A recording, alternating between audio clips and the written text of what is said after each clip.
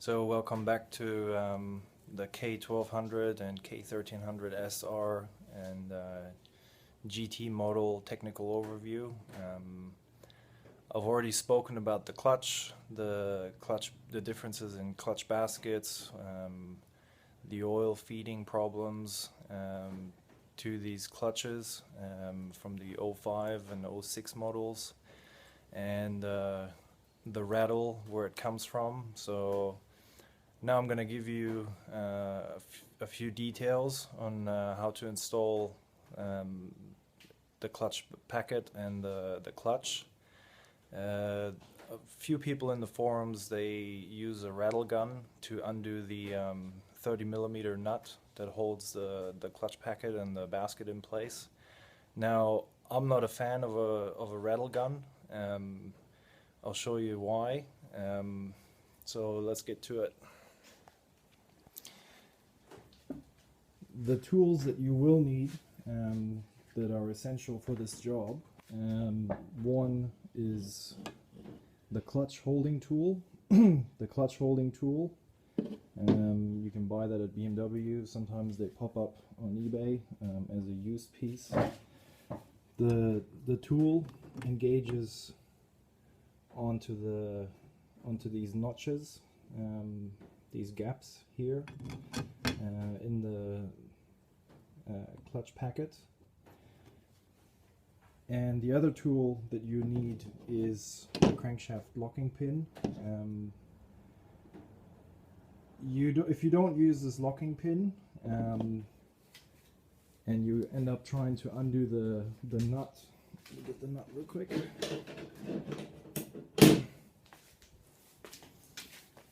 And you undo this nut, the whole thing wants to turn. So the holding tool stops the clutch packet. The clutch packet without the holding tool is gonna slip because this is tightened so hard. I'm not sure what the exact Newton meters is. You can look it up in the maintenance manual. When you try undoing this nut, it will slip the clutch packet. So the clutch packet itself does not have enough force in itself to stop it from slipping when you try undoing this nut. The locking pin that locks the crankshaft is inserted on the right hand side, somewhere at the bottom here. Now there's the crankshaft sensor. It's held in with one screw. Take it out, put the pin in, and that locks the crankshaft in place. If you use a rattle gun to undo it, yeah, not a problem. The rattle gun will do its job to undo this nut. But then when it comes to torquing, and you torque this nut back up, the whole clutch assembly wants to turn. And then here's the freewheel unit from your starter. Now this freewheel unit only moves in one direction. So when you use the rattle gun, you're actually hammering against this if you don't lock the crankshaft. So you might even end up damaging the freewheel unit. So really the two essential tools that you should buy, yeah, they cost a bit of money, but put it back on eBay. Somebody will buy it from you, so there's no money lost. Buy the locking tool and buy the holder. Now the holder itself, this is supposed to be a two-man job, and you can do this on your own. The tool would sit here, and if you read the manual, one person is supposed to hold it, and you know, and then you undo the nut.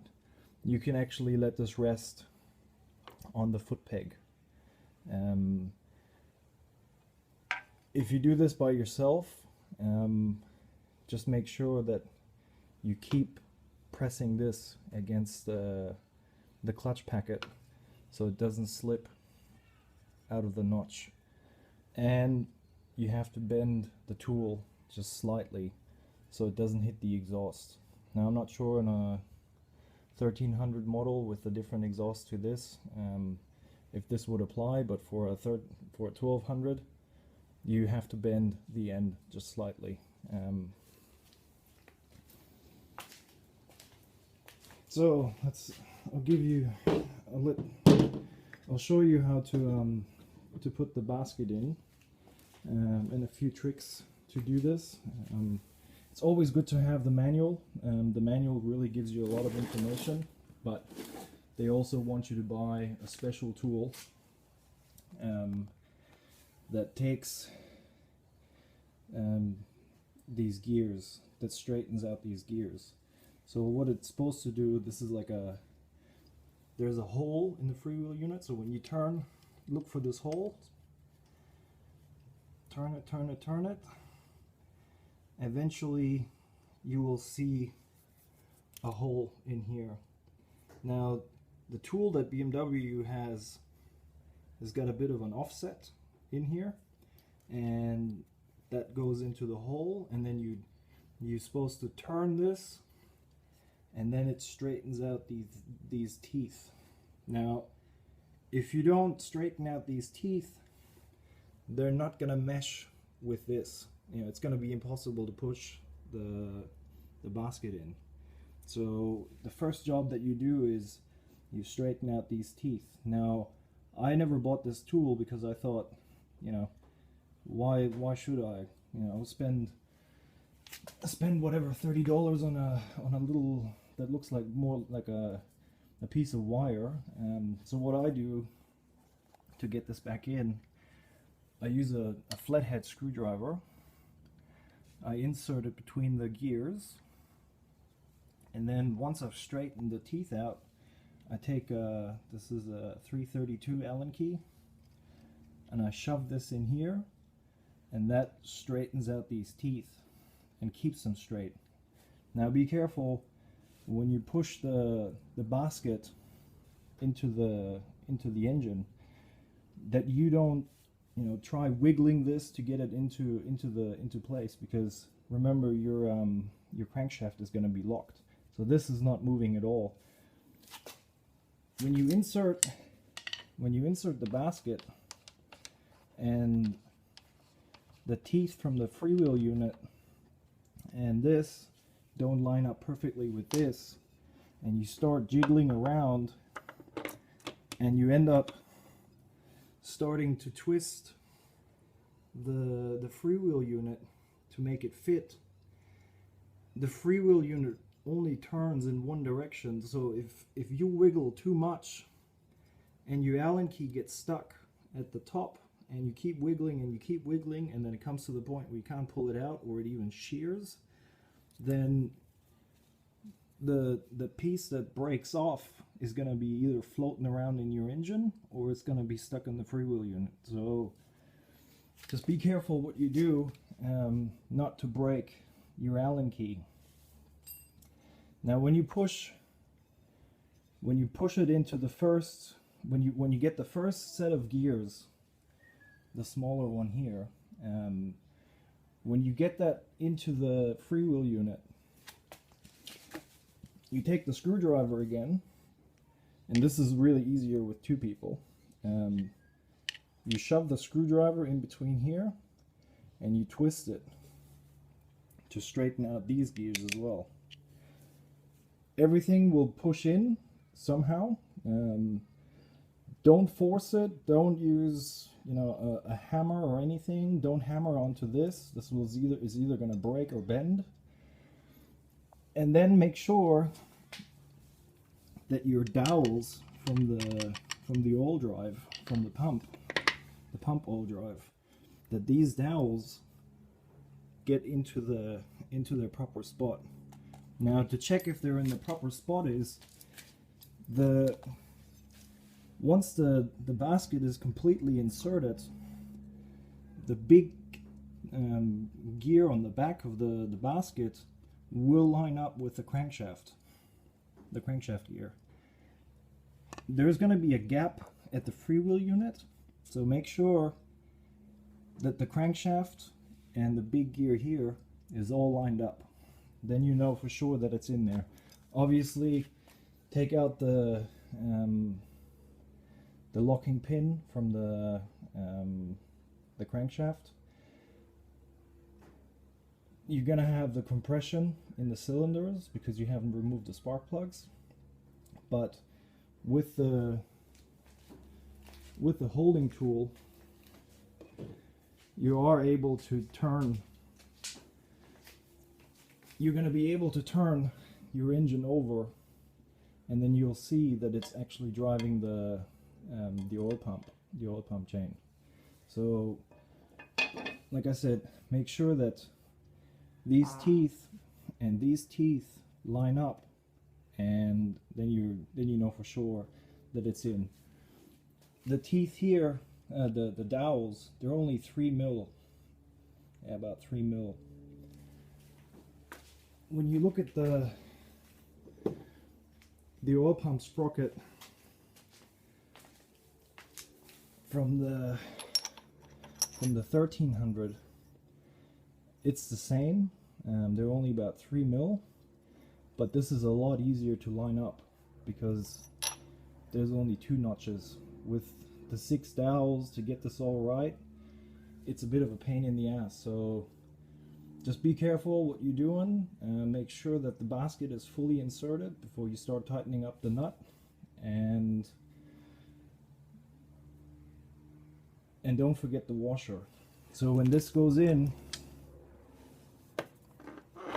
when this sits properly in place, make sure you put this washer in here, and then the clutch assembly, and then the nut. Don't forget this washer, it's really important.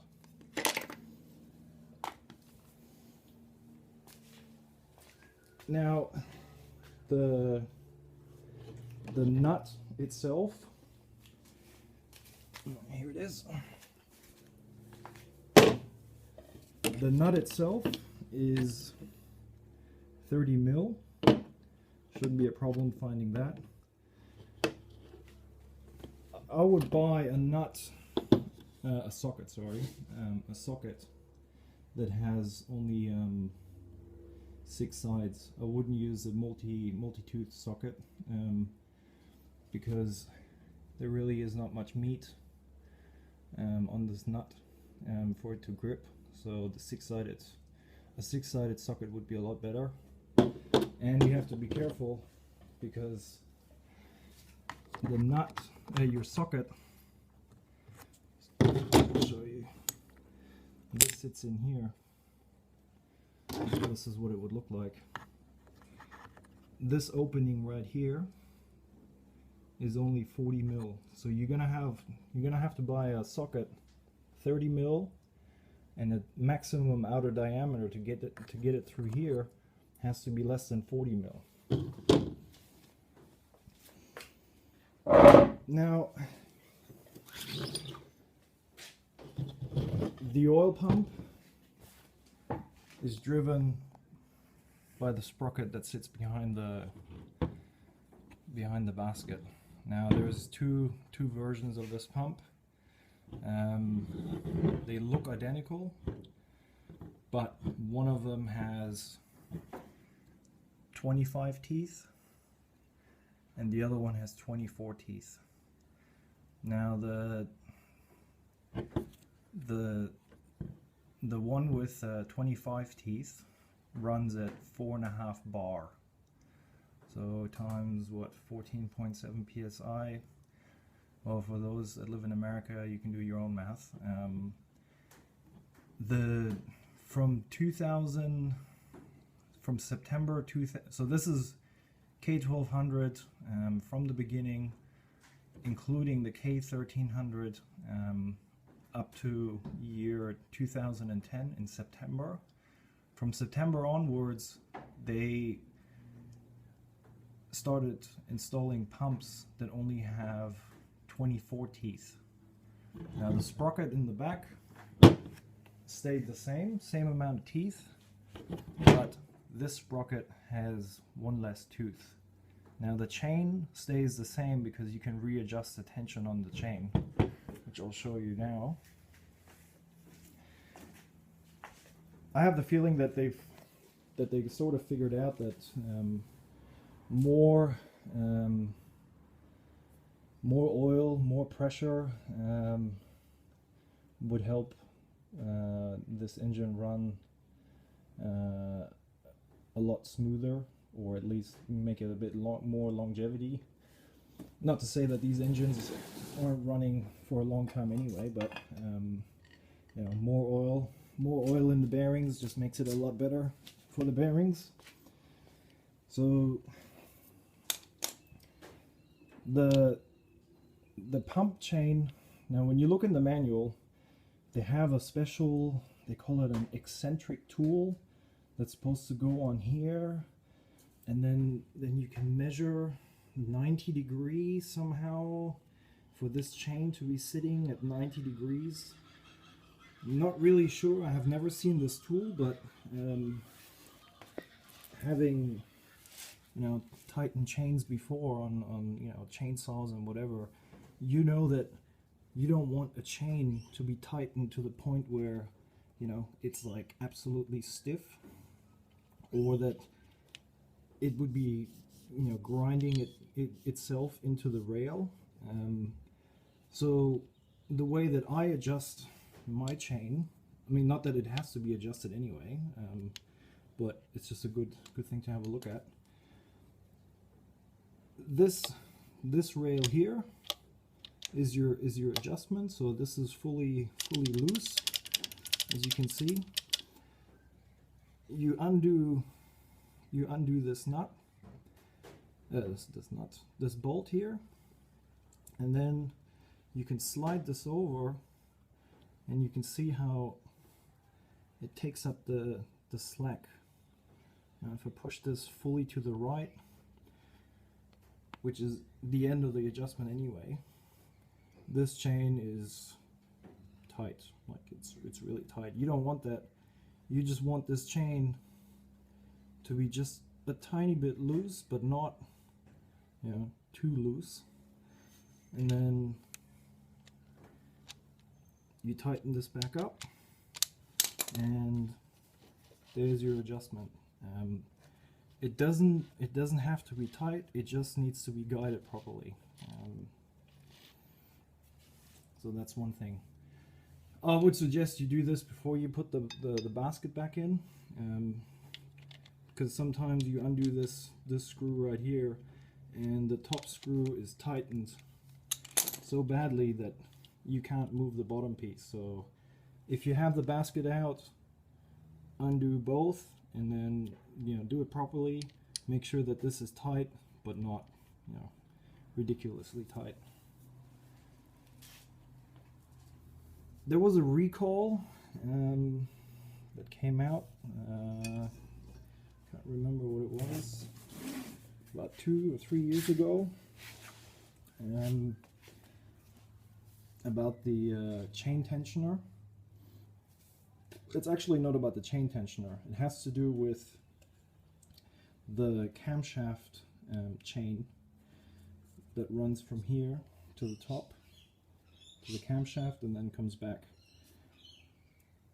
The chain tensioner, that the original chain tensioner, the 13 models, they already have the updated version, but all the K1200s, they had a chain tensioner. When you look at it, this was a metal plate at the top, and the chain tensioner, which is about this long, it just sits in here.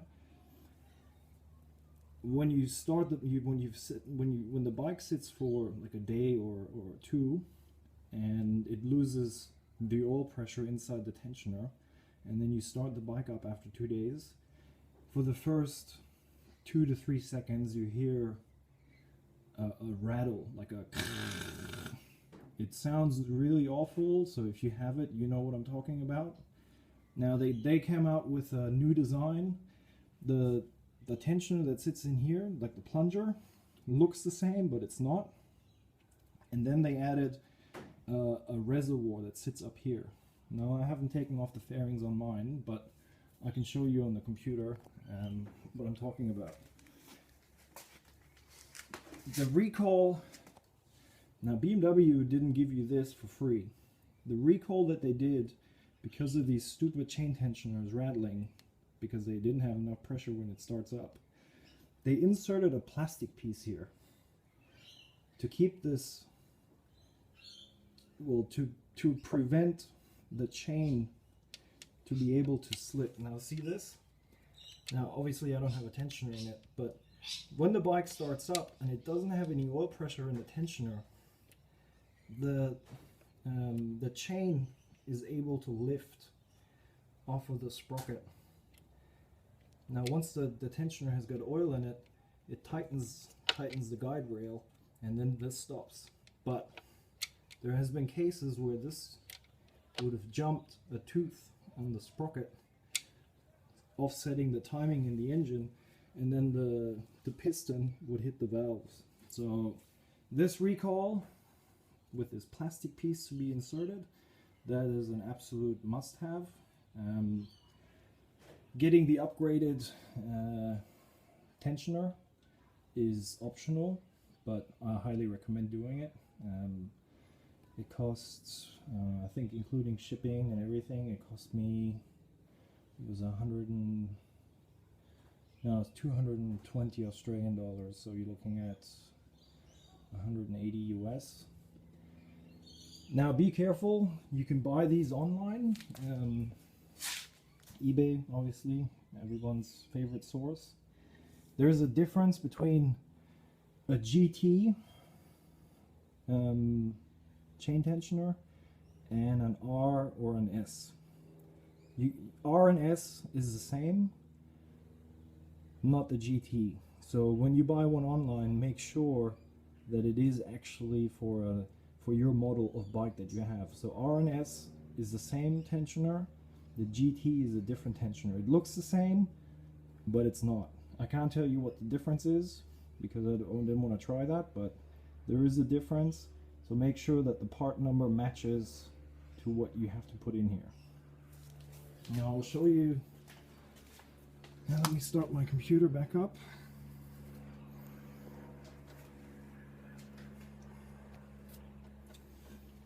Obviously it takes a while. It's been on sleep.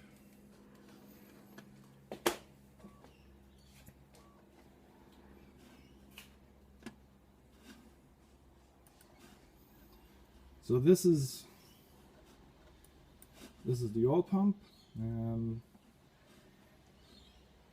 25 teeth, 4.5 bar.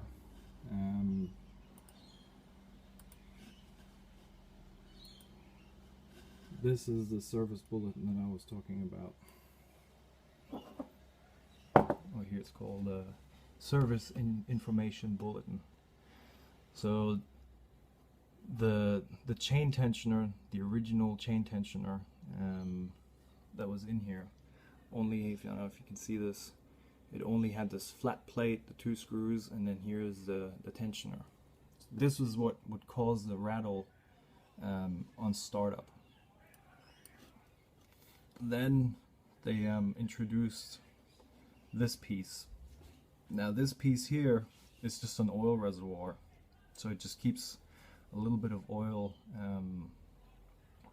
in there just for the startup sequence, and then the oil will fall into the plunger, and that just gives it enough. So if your bike rattles at startup and you want to get rid of it, you're gonna have to get this setup right here.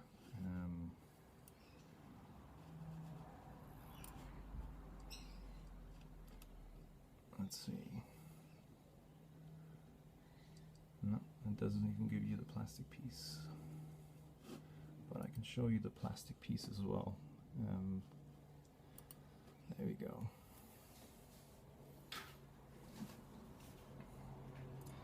So number 17, this is the plastic piece that I was talking about. So the plastic piece is inserted, it covers this area right here around the sprocket, and it just sits in there. This is for free, so you can check if you're looking at buying a bike and the guy says to you, yeah, all recalls are carried out, and you're not sure, and this is like really the most important one, because you know not that you pay him and then you drive off and you're you know, stop somewhere and start the bike again, and then just by unfortunate luck you end up jumping a tooth. To check this, you can remove, so this is your cover, and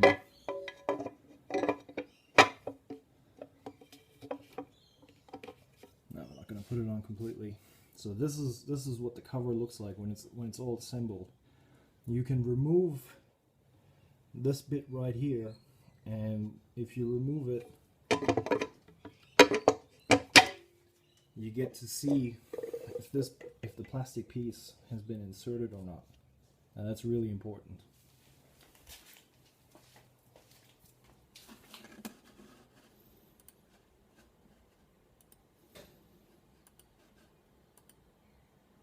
Now, going back to the oil pump, so this is what I said. The oil pump with 25 teeth produces 4.5 bar and goes and is up until September 2010. From September 2010 upwards, it has 24 teeth producing 5.5 bar, so 1 bar more.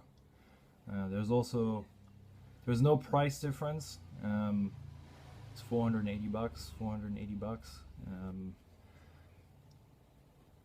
I'm pretty certain that you can just install this new pump regardless. More oil is obviously better. I've never heard that anybody had a failed pump. I guess these pumps are really robust. So if your pump has failed for whatever reason possible, here is your oil pressure sensor. So when you hit the start button and the pump is getting driven, and this oil pressure sensor is reading that you're not getting enough oil, or there's zero oil pressure, then it will give you the warning about oil pressure. And I'm making a rough guess here. If you're in neutral, it would shut the bike off. It's not going to shut the bike off when you're riding, but it will shut the bike off, or it should be shutting the bike off when you're neutral, so when you're stationary. If you get an oil pressure warning, or if you get an oil warning or a general warning, it could be just the sensor that has failed, but highly unlikely. I mean, these sensors, they're so robust, unless you get water in here or the cable is chafed somewhere, I would suspect that you'd never have any problems with the sensor or this pump, because it's just built too robust. If you ever remove the oil pump that sits here in the bottom, you can't just take this pump out, buy new O-rings, put it back in, bolt it up, put the oil pan back on the bottom, and then just refill the oil and say, yep, let's give this a run. Don't, because if you don't, so this is how it sits. Oops, sorry, actually this way. This is how it sits inside of here. So there you go. Here's the gear and the chain. So it'd be sitting in this position. If you pull out this pump and you don't bleed the oil lines that go to this pump, the feeding lines, and you just start this bike up, the pump will not suck oil if there's air in this pump. Read the manual. You actually have to create a vacuum on your oil reservoir and on the lines to get this pump properly primed.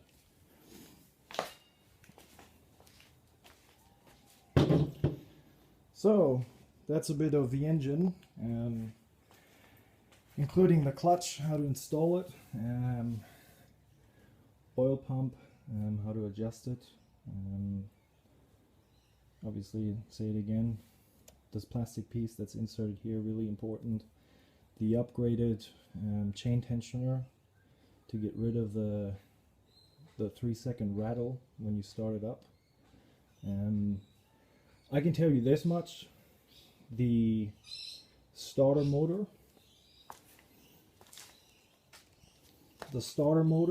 and the alternator, they're all the same. So if your alternator fails, you can take any alternator from a 1200 or a 1300. They're all the same. The output of power is always the same. Same goes for the starter motor. Now, a lot of people have read about CAN bus and how everything is computer controlled on these bikes. The starter and the alternator have nothing to do with the CAN bus.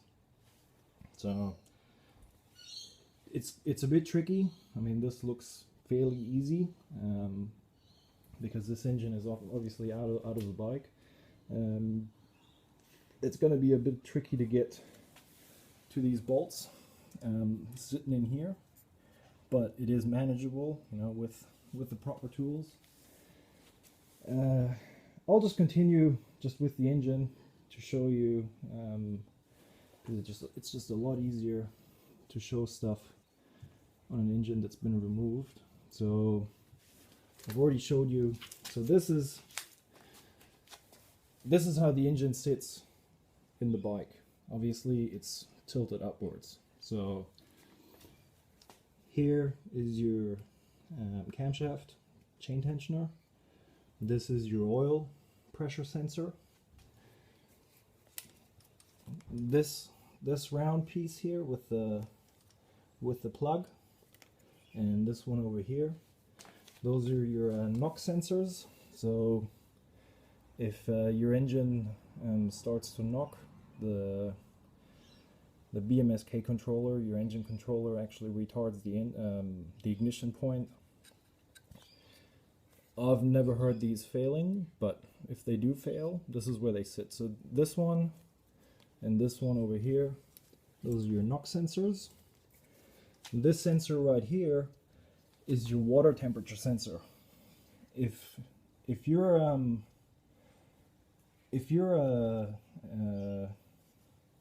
fan is not coming on and your bike is overheating, could be two causes. Obviously, one is you don't have enough fluid in your radiator, and the other cause could be that, or I mean, if you look at the display and you have zero indication, so none of the bars are coming up, this is your source of problem right here. So if this sensor has failed or has water in it or whatever, and you're not showing any bars, you know, after running it for a minute, then this sensor is gone. Here's your water pump. The water pump itself is attached to the inlet camshaft. Between the water pump and the cylinder head, there's a gasket. You can see it, it's the red piece. There's a gasket in between. There's a bearing sitting in here to separate the pump from the oil system. There is a lip seal right in here. So the lip seal is pressed. The lip seal is actually pressed into the pump housing. So if for whatever reason you get water in your oil, this is most likely where it's coming from. Highly unlikely, but it could be a source of trouble. Now, if you don't use the correct coolant, or if you decide, yep, I'm just going to use straight water, now obviously this pump has bearings in it. So if these bearings start to rust and the pump starts to seize, and you need to get this done and reworked, it's going to cost you money. So really, use the proper coolant. If you're getting it serviced by BMW, obviously that shouldn't be a problem. But for people that do their own service and maintenance, use the correct stuff. Yeah.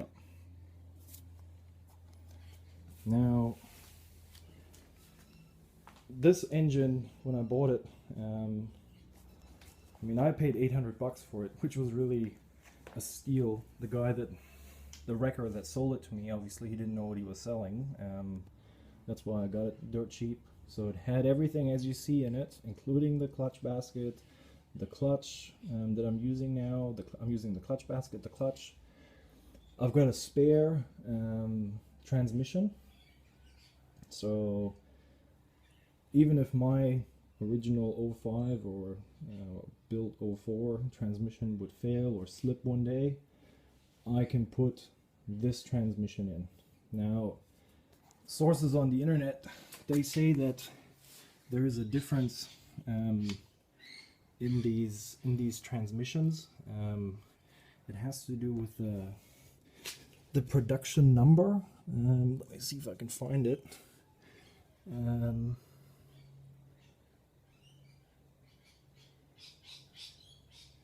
I can't really see it at the moment. I've looked it up before. I think it has to do with... No, it's actually engraved. It should be engraved onto the casing. Yeah, there we go. Yeah, that's it. I can't remember what the other one was, but it has to do with the last 3 digits, or with the last 3 letters. If it has MAE stamped onto it, that means that from the manufacturing of the gearbox, this has already been modified to a newer standard. I think it has to do with the 3rd and 4th gear. They were prone to slip, so BMW undercut these gears a bit. So having this MAE written on this housing, I know for sure that this is the better transmission. Obviously, I don't have any transmission problems yet, but if it comes to the point, I will find out if this transmission is actually better or not. Now, I've mentioned earlier that the drive shaft on a 1200 and on a 1300, yeah, I'm not making any commercial for Coca-Cola, so I've mentioned before that the drive shaft on a 1200 is different to a 1300. Now it has to do with the 1200 drive shaft. Whatever sits in here, there's rubber bushings, so this, you're not going to be able to twist it by hand. This is how tight it is in here. But obviously, if you got 150 newton meters of torque, the engine and the wheel, they're going to be able to twist this and flex it. Now, the first version of this shaft, or the 1200 version of the shaft, is gray in color. Now, gray in color plus, if you can see it, there is no circlip in here. So I upgraded this is my original one. So I took this shaft out and I put a shaft from a K1300r into my bike. Everything is the same. The splines front and the splines in the back, same size, same everything. This is a plug-and-play modification. I paid, including shipping, like $200 or $220. And what it does is the clunk and putting it into gear has become it has become less. Obviously it's not gone, but it has become less, and that's pretty much the same clunk as you get on a 1300. If your springs in your basket, if the springs are fucked and you put the shaft in there, it's not going to make much of a difference. the new shaft, not this shaft. If you put in the new 1300 shaft and your springs are fucked, the clunk is pretty much going to be the same, because the dampening of the shaft and the dampening of the springs, you know, they should be both in a good state. So for me, it has made a noticeable difference, the 1300 shaft. Also, the shifting has gotten a lot smoother. Another thing that I had is, you know, this happened to me a couple of times, going downhill and closing the throttle, that I had rear wheel slip without even hitting the brakes or anything, because the shaft initially it just doesn't twist, or it doesn't flex enough. It's flexing, but it's not really flexing. So I've done the same run, which I've done over 100 times.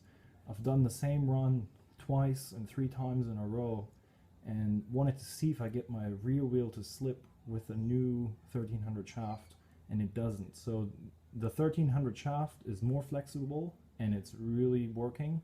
So if you're looking at doing a modification, which is absolutely plug and play, get yourself a 1300 shaft. Now, if you go on eBay and you look for a 1300 shaft, I've seen it a few times that people advertise a 1200 shaft as a 1300 shaft, which then you're going to pay, you know, a lot of money for what you already have, and then they ship it to you and you're like, oh crap, I got the same thing again. The 1300 shaft is black. It's completely painted black, and it has these oval shaped welding spots pretty much all around the shaft. So when you look at buying it, make sure that in the photo that you see these weldings. That is then really a 1300 shaft. It doesn't matter if it's an R, an S, or a GT. They're all the same. Yes, the numbers are different, but they're all the same. Now, the 05,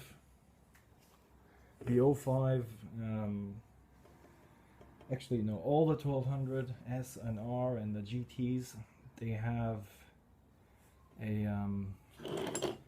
shifter setup, which really sucks. That's one way to put it. The shift pedal, as it sits. So this would be your setup. So when you go and have a look at your bike, so this is how your shift pedals, how they sit. I'll show you on my bike.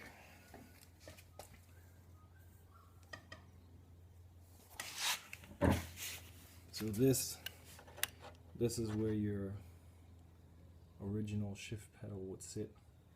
Now, from here, there's an extension that goes from your side stand, and this piece of extension, which I'll show you here,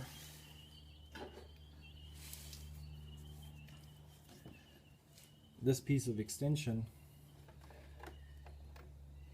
goes in front of your oil filter.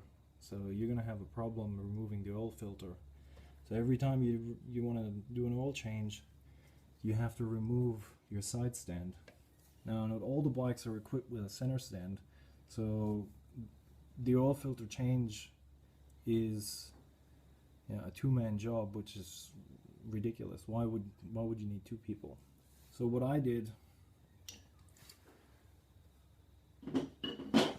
through the forum, thanks Kiwi Matt, he bought some spare parts from a crashed bike, a 1300s.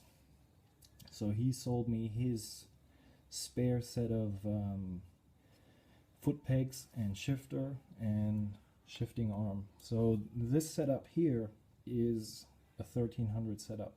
Now position, everything is the same, but there's a difference in this foot peg.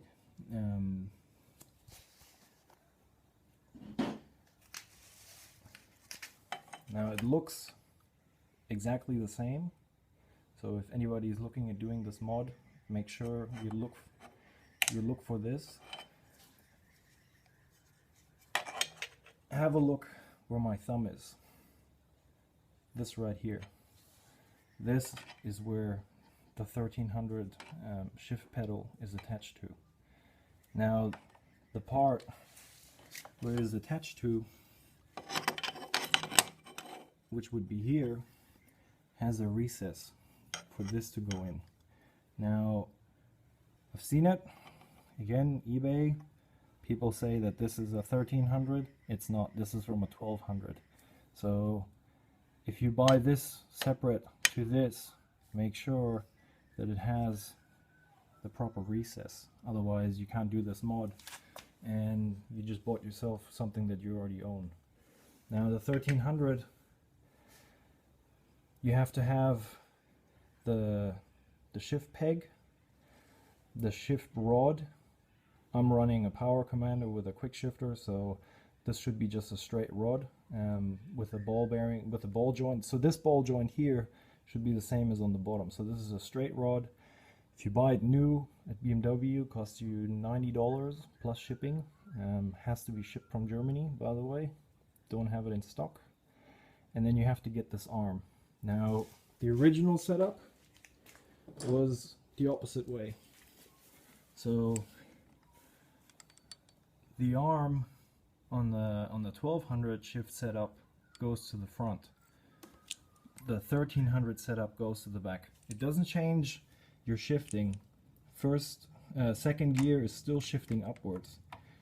All it does is it removes the shift. The shift pedal is now not sitting in front of the oil filter anymore.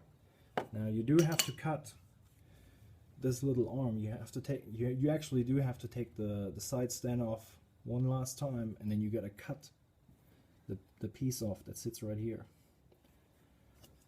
I absolutely love the new way it shifts. It also changes your shifting. It's not floppy or sloppy anymore. There is modifications that you can do to your to get rid of the sloppiness in your original shifter. You take out the plastic bushing that sits in here, and the plastic sleeve and the metal bushing, and then you can go on eBay again, and you can buy a set of bearings.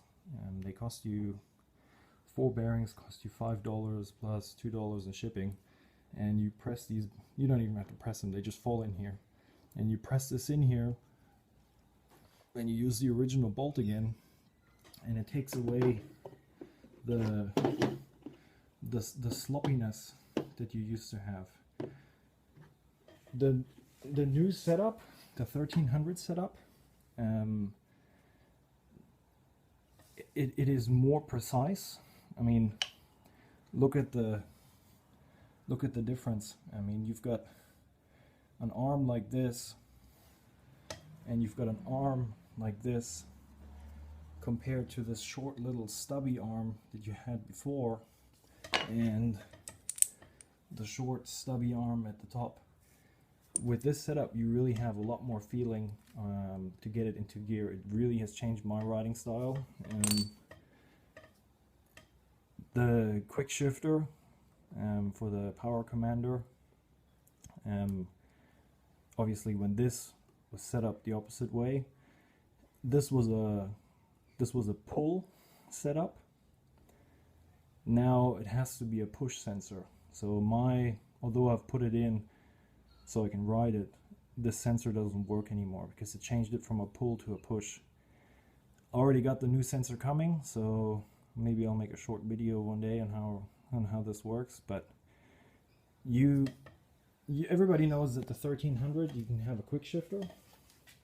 Now, again, through my buddy at the forum, this is the original 1300 quick shifter. So this is what it would look like when the bike crashed.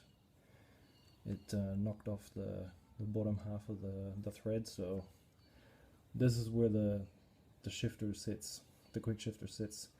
Now, unfortunate, be nice if the 1200 series could have a BMW manufactured quick shifter unit, but you can't. You can't even modify it to have this shifter in here. So you do, if you want a quick shifter, you have to go through the Power Commander route. I bought a second-hand used Power Commander. Cost me 200 Australian dollars, and then this sensor was another, I think it was $180. So in total I've spent $380 to get a quick shifter running. Obviously, having a Power Commander, you then play with putting maps onto the bike. So these maps that I've got, one map was actually already on there. That was the previous owner from his K1200s that he had. He actually had it dyno tuned. I'm running his map. I absolutely love it. The map has reduced mileage. Obviously consumption has gone up, but that was to be expected. But it lets you play with the injection. Now the injection and the leaniness of the bike is really what's, one of the biggest factors why I hated this bike when I bought it, to be honest. The clutch rattle, that was one thing, but when you sit on it and the bike has reached operating temperature, and you can just feel this engine starving for more fuel, it just wasn't right. So I'm not a fan of tuning. I like my stuff stock standard, but getting more fuel into this bike was an absolute have to. So at the moment I'm injecting, I've played a bit with it. I mean, I use the map that I got with the Power Commander. At zero throttle, the Power Commander does not inject extra fuel, so it's still running rough at idle, but it lets you inject more fuel at idle. So I played in increments of 2%, and I ended up injecting 16% fuel at idle, and that smoothed out the idle. I mean, it's crisp. Now if I hook it up to the computer and I run it and I can read the RPM, I mean, the RPMs used to go from 1,000 to 1,200, 1,250 and drop back down, up and down, so in a range of 250 RPM. Now with the Power Commander, the RPM drop is between 50 and 80, so it's really running smooth as smooth can be, and I'm really happy with it. Obviously I've lost a few miles or kilometers per liter, but that's okay. I mean, I can live with that. It used to do 350 kilometers on a tank, nearly to empty. Now I get maybe 200, 230, 240 out of it before empty. So I've lost, let's say 80 to 90 kilometers per tank. So that makes it like 5.6, anywhere from 5.6 to 5.9 liters per 100 kilometers. But it's really worth it.